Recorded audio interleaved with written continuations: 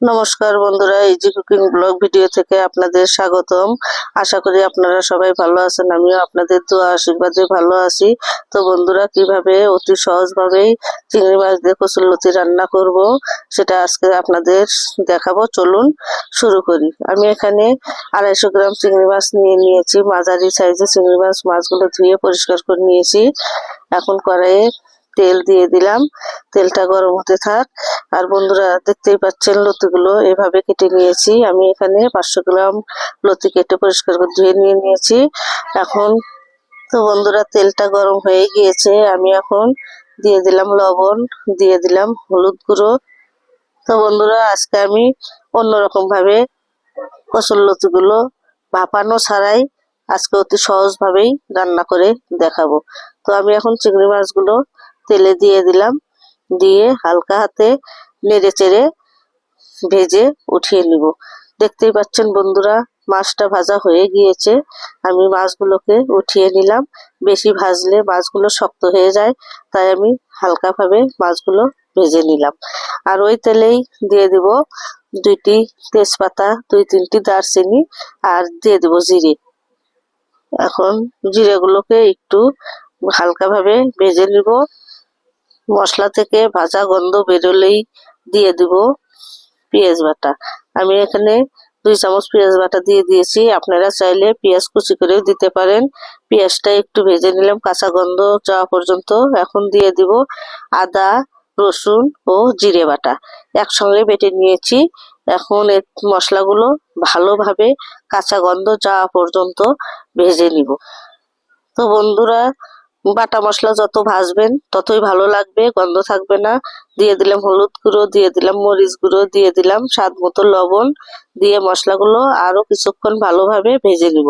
মশলাগুলো যত ভাজবেন কালারটাও ভালো আসবে আর খেতেও ভালো লাগবে। দেখতেই পাচ্ছেন বন্ধুরা, মশলা থেকে তেল ছেড়ে দিয়েছে। এখন আমি দিয়ে দিব পরিমাণ মতো জল।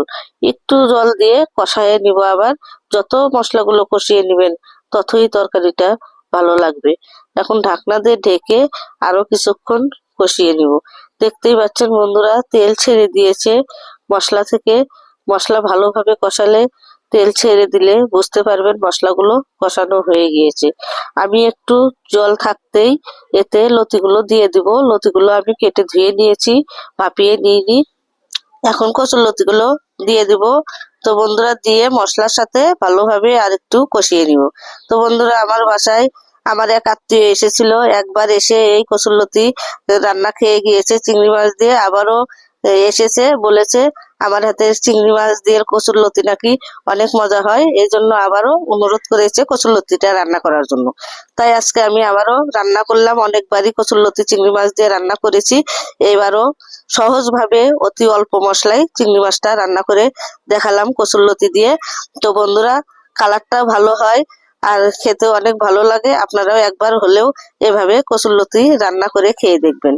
এখন কচুরলতি ও মশলাগুলো ভালোভাবে কষানো হয়ে গিয়েছে, তেলটা ছেড়ে দিয়েছে। তো বন্ধুরা, দেখতেই পাচ্ছেন লতিগুলো সুন্দরভাবে কষানো হয়ে গিয়েছে। এখন আমি ভেজে রাখা মাছগুলো দিয়ে দিলাম।